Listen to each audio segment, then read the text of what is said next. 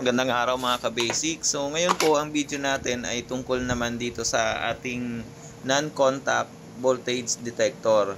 So isang pang DIY na naman, lalo na kung electrician ka. So mas magagamit mo to compared doon sa, 'di ba, yung mga conventional na ginagamit natin, yung itutusok mo siya dun sa ground o kaya sa saksakan para ma-detect mo lang kung may kuryente. So eto, hindi mo na kailangang magkaroon ng direct contact doon sa kuryente, kundi kahit na nasa wire lang or may balat yung wire or kahit na nasa ang location niyan, pwede mong ma-detect kung may linya ng kuryente doon sa area na yon.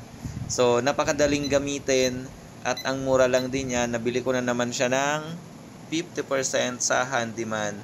So nagkakahalaga na lang po siya ng 100 plus, below 200 pesos may ganitong tools ka na. So i-testing natin para makita nyo mga ka-basics.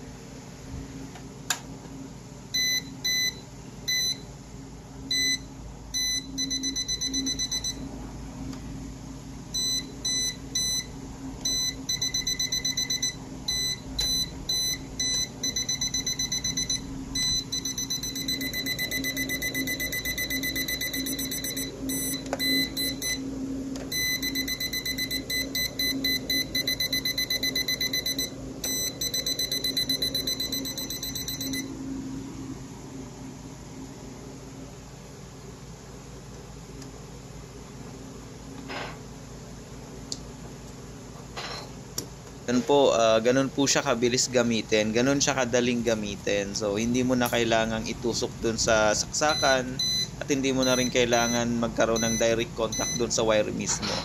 Nagustuhan yung aking video, palike na lang po at pasubscribe para sa mga susunod pa po nating video. Maraming salamat.